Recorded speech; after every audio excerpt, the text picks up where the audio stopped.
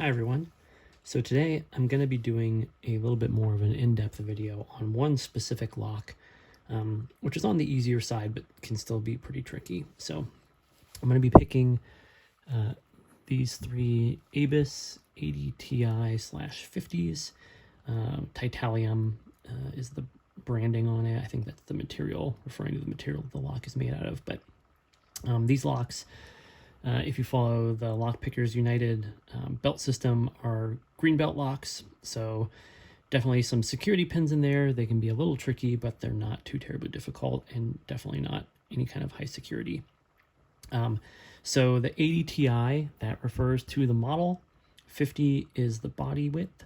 I don't know if the 80 Ti's come in any width other than 50, but you will see Abus locks sometimes will have multiple widths in one model.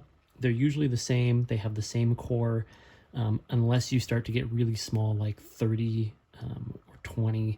Sometimes those will have one less pin just because of their size.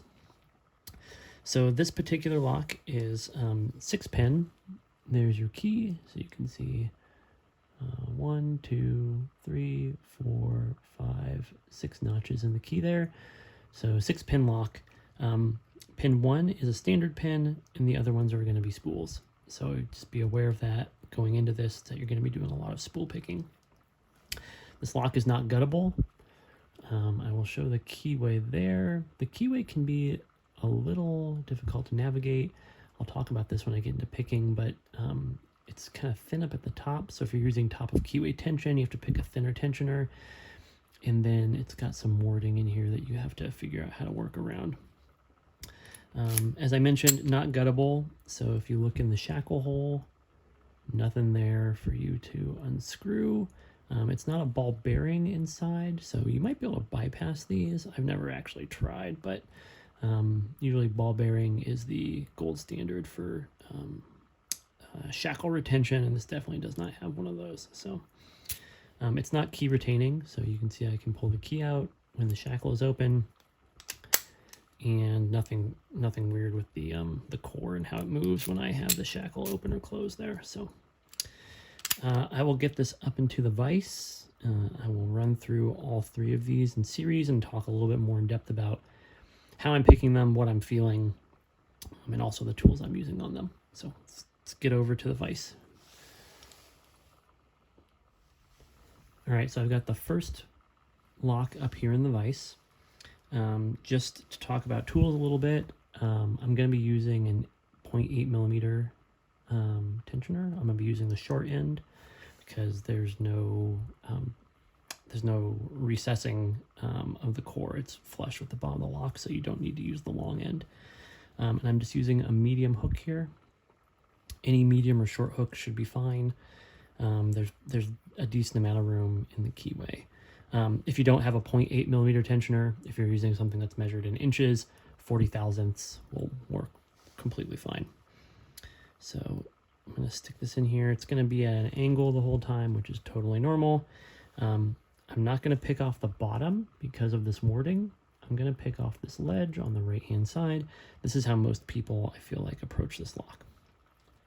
The first thing I'm going to note is when you apply tension, you're going to get core movement right off the bat. That's totally normal. Don't be alarmed or surprised when this happens. So because this has standard pinning and pin 1 is always the normal pin or the normal driver, you're going to want to lift that one first. And you should get a little bit of movement and drop into a tiny false set. Next, you're going to do your standard approach to spools, which is attempting to lift the spools, feeling which one gives the most counter rotation, letting that one click over, and then cranking tension back and seeing if you can get it to set.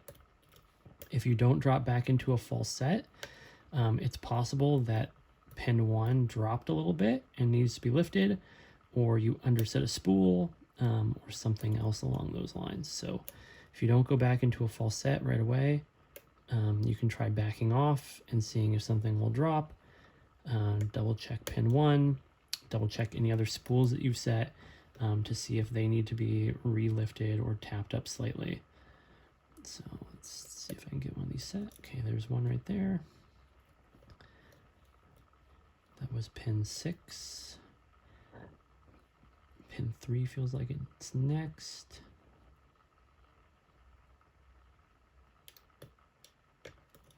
Okay.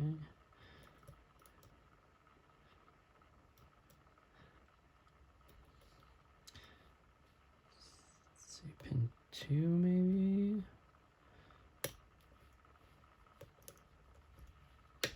Okay. So pin 1 dropped a tiny bit. I could feel it when I lifted it. It felt hard under the jiggle test, so I needed to reset that one. I think this might be pin 3. There we go. So that's one lock open. So some things I noticed there, definitely I had a situation where I didn't go back into a false set, and it was because pin 1 dropped slightly and needed to be relifted. But other than that, nothing super tricky in this particular one, given the bidding. So I'm going to go ahead and take this one out, and we'll get one more in. Okay, second lock. Same approach. Start off with my tensioner, my medium hook. Okay, so right off the bat with this one, if I stick my hook under pin 1, you can probably see that. Pin 1 is already jiggly, so it's probably a 0 lift, and I probably do not have to touch it. So I'm gonna skip it, and I'm gonna go straight to setting the spools here. I'm probably also not gonna have to ever touch it, so if I don't go back into a false set, it's not pin 1's fault. It's going to be one of the other spools that I'm going to have to go back and redo.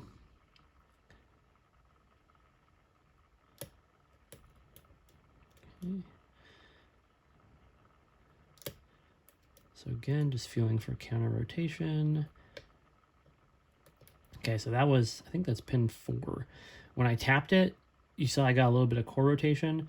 That was probably because it was on a thicker part of a spool and I tapped it up to the thin part. So that tells me that one is probably the next to set. So let's see here.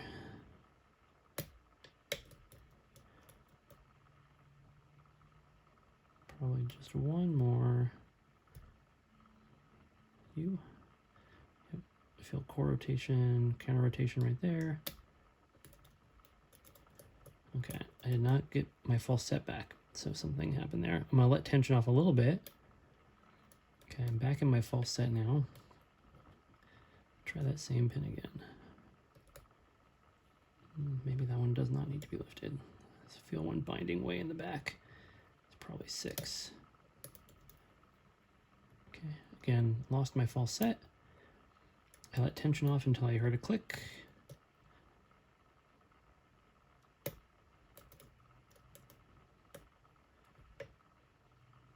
This is 5, I believe. This one feels like 3.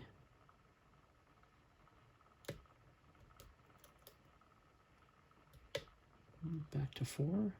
I'm ping-ponging a little bit here, which tells me that the binding order of the spools in the spooled part may be different than how they feel when I'm lifting them from nothing. So that's totally normal. I ping pong all the time in spooled locks. I'll note right there, I just ran my pick under a pin and I tapped it and I got a decent amount of core rotation, which tells me something was just barely either underset or on a thick part of a spool. But again, ping ponging in spools, totally normal. I've got a couple easier locks than this that I ping pong the spools all day long. So don't be discouraged.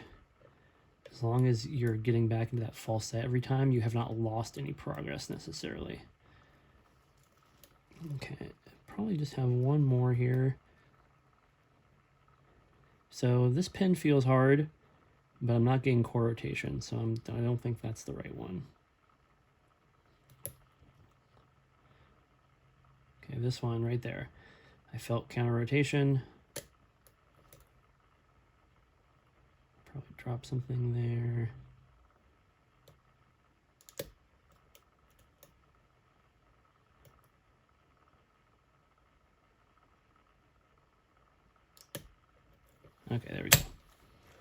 So definitely some ping-ponging on that one. But again, spools, that's totally normal. I'm not the master of spools, and so I will drop spools all day long and have to go back and forth between them, but not bad. We'll get the last one up, and we'll pick that one next.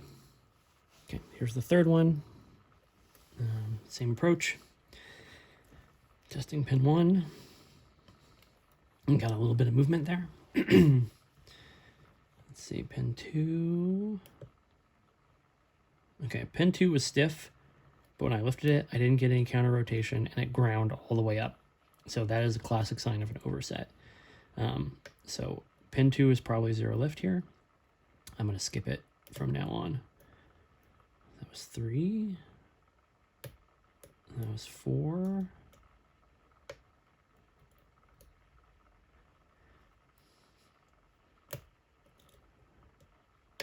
That was 5. So noticing on this one, I'm going to have to keep coming back and hitting pin 1. So it's definitely dropping just a tiny, tiny bit. And if I want to get back into that false set, I just got to come back and just give it a tiny tap. Again, totally normal. Could just be the shape of that pin. It may be slightly thinner on the bottom. So it's just prone to dropping when you lift something else.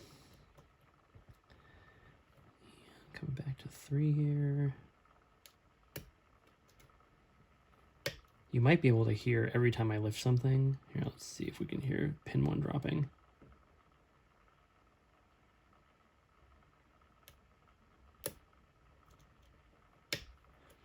So you can probably hear there's a tiny click.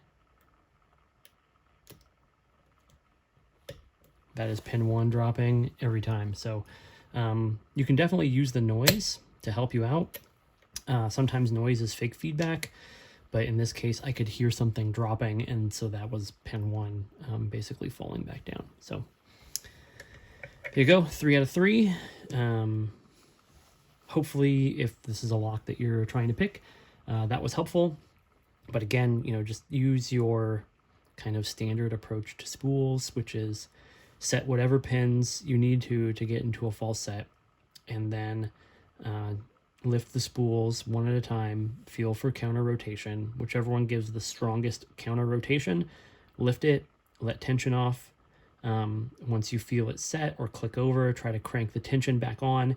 If you do not drop back into a false set, that is when you need to do a little troubleshooting and either go back and check your standard pins or recheck a spool that you've dropped, or make sure that you haven't underset a spool that you were lifting. And I think that's all I wanted to cover on this particular lock. So again, Abus 80 Ti/50 Titanium. If you're picking this, again, I hope that was a helpful tutorial.